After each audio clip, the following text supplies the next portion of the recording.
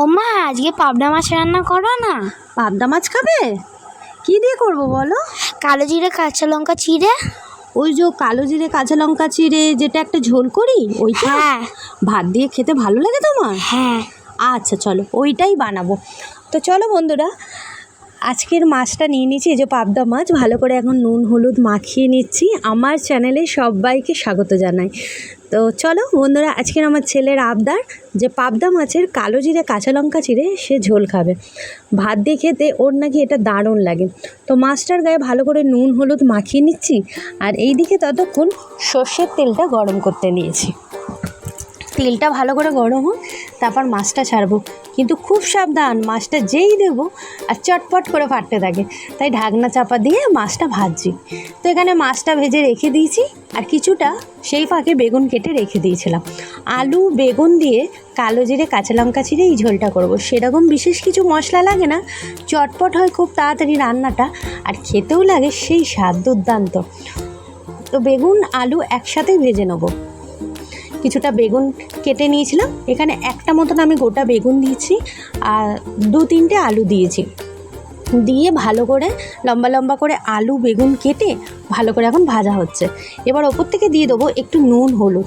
ও কালো জিরে ফোড়নটা দিতেই তো ভুলে গেছি, যেটা দিয়ে খেতে আমার ছেলে ভালোবাসে।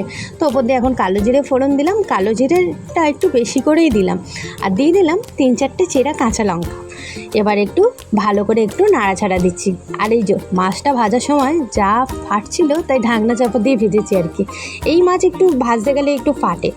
আচ্ছা, একটু নুন দিলাম, একটু হলুদ দিলাম পরিমিত, আর দিলাম লঙ্কা গুঁড়ো দিয়ে ভালো করে এখন একটু মশলার সাথে কষিয়ে নিচ্ছি। এই মাছে আমি আদা পেঁয়াজ কিছুই দিই না, কিন্তু কালো জিরে দিয়েও একটা দুর্দান্ত স্বাদের ঝোল হয়। তো সেই স্মেলটা যাতে আসে, সেই জন্যই কালো জিরে কাঁচা লঙ্কা ছেড়েই করি। আমি এখানে এই মাছে কিন্তু পেঁয়াজ আদা রসুন কিচ্ছু দিই না। রান্নাটা হয়ও খুব তাড়াতাড়ি, আর খেতেও লাগে সেই দুর্দান্ত স্বাদ। এইভাবে বানিয়ে দেখতে পারো বন্ধুরা, খেতে হবে দারুণ। আর জল দিয়ে 10 মিনিটের জন্য একটু ধিমে আঁচে করে দিয়েছিলাম, ঢাকনা চাপা দিয়ে রেখেছিলাম। ঝোলটা দেখো বন্ধুরা কি সুন্দর ফুটে গেছে, আর আলু বেগুনটাও এখানে অনেকটা সেদ্ধ হয়েই এসছে। এবার মাছগুলো দিয়ে ফুটিয়ে নামিয়ে নেবো। ব্যাস রেডি হয়ে যাবে আমার মাছের ঝোল, পাবদা মাছের কালো জিরে কাঁচা লঙ্কা চিড়ে ঝোল। এইভাবে বানিয়ে তোমরাও গরম ভাত দিয়ে খেতে পারো বন্ধুরা, দারুণ লাগবে। বাচ্চা থেকে বড় সবাই এই মাছ খেতে ভালোবাসে, আর এই মাছে তো অত কাঁটাও নেই। আমাদের ঘরে এই মাছের ঝোল খেতে সবাই ভালোবাসে, তাই আমিও বানিয়ে ফেললাম এই যে মাছের ঝোল। এক কড়া মাছের ঝোল, আর সাথে আছে গরম ভাত। এই দেখো বন্ধুরা, আলুটাও কিন্তু সিদ্ধ হয়ে গেছে। আমার ভিডিও যদি তোমাদের ভালো লেগে থাকে, প্লিজ বন্ধুরা চ্যানেলটিকে লাইক করো, শেয়ার করো, আর হ্যাঁ মনে করে কিন্তু সাবস্ক্রাইব করো। সাবস্ক্রাইব করে চ্যানেলটির পাশে থেকো। ভালো লাগলে অতি অবশ্যই লাইক করে যেও। কমেন্ট সেকশানে জানিও কেমন লাগে আমার ভিডিও, আমি রিপ্লাই দেবো।